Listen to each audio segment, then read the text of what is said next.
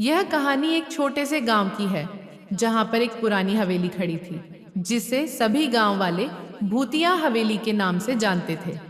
हवेली के बारे में कई तरह की अफवाहें फैली हुई थी। कुछ कहते थे कि वह हवेली शापित है, कुछ कहते थे कि वहां पर शैतान का वास है, लेकिन यह सब सिर्फ अफवाहें थीं। क्या वाकई वहां कुछ था या सिर्फ डर था, इसे कोई भी ठीक से नहीं जानता था।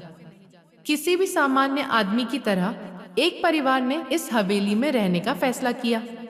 यह परिवार था आर्यन, उसकी पत्नी श्वेता और उनके दो छोटे बच्चे ईरा और आदित्य। वे शहर से बाहर शांति की तलाश में गांव में आए थे। हवेली को देखकर आर्यन ने सोचा, यह एक अच्छी जगह हो सकती है जहां हम आराम से रह सकते हैं। हवेली खंडहर जैसी थी, लेकिन बहुत सुंदर। उसकी दीवारें हल्के नीले रंग की थीं और छत पर मोटे बेल बूटे बने हुए थे। पुरानी लकड़ी की सीढ़ियां, जो एक समय पर मजबूत रही होंगी, अब जर्जर हो चुकी थीं। खिड़कियां टूट चुकी थीं और दरवाजे के ऊपरी हिस्से से कुछ पेड़ की शाखाएं झूल रही थीं। लेकिन इन सब के बावजूद हवेली में कुछ खास था जो आर्यन को आकर्षित करता था। वे हवेली में शिफ्ट हो गए। पहले कुछ दिन तो सब कुछ सामान्य था, लेकिन फिर धीरे धीरे अजीब घटनाएं होने लगी। रात के समय हवेली के अंदर अजीब तरह की आवाजें सुनाई देने लगी। कभी दरवाजों के खटखटाने की आवाज, कभी खिड़कियों के खुले जाने की आवाज, और कभी कभी तो जैसे किसी का शोर सुनाई देता था। श्वेता को यह आवाजें बहुत परेशान करती थीं, लेकिन आर्यन ने उन्हें समझाया कि यह बस पुरानी हवेली की आवाजें हैं। फिर एक रात आदित्य ने कहा, माँ, मुझे लगता है कि वहां कोई है। आदित्य का चेहरा डर से सफेद था। श्वेता ने हंसते हुए कहा, तुम बस डर रहे हो बेटा। लेकिन श्वेता का मन भी अब थोड़ा डर से भरने लगा था।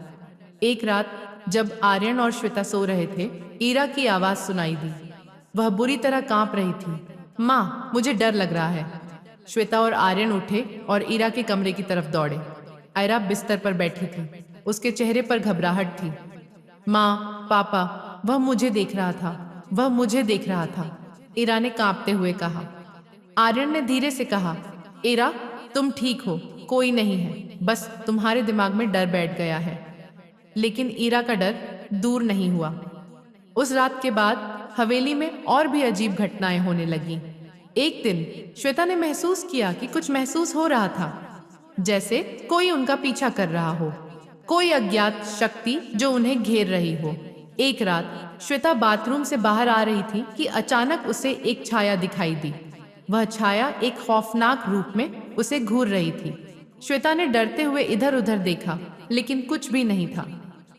आर्यन को जब यह सब बताया गया तो उसने सोचा कि यह बस श्वेता की मानसिक स्थिति का असर है। वह तो खुद भी अंदर से घबराया हुआ था, लेकिन वह दिखाने नहीं देना चाहता था।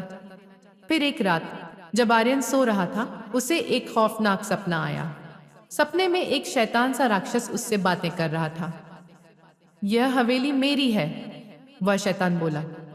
तुमने इसे चुराया है, अब तुम्हें इसकी सजा मिलेगी। आर्यन ने हड़बड़ी में उठकर अपने चारों ओर देखा। कुछ नहीं था, लेकिन उसका दिल बहुत जोर से धड़क रहा था। वह सोचने लगा, क्या यह हवेली सचमुच शापित है? क्या जो कुछ भी हो रहा है वह वास्तविक है? अगले दिन आर्यन ने गांव के बुजुर्ग से पूछा। बुजुर्ग आदमी बोला, यह हवेली शापित है बेटा। बहुत साल पहले एक शैतान यहाँ वास करता था। उसने इस हवेली में अपनी आत्मा को कैद कर लिया था। जो भी यहाँ रहता है वह शैतान की सजा भुगतता है। आर्यन को यकीन नहीं हुआ। लेकिन हम तो केवल शांति के लिए यहाँ आए थे, वह बोला।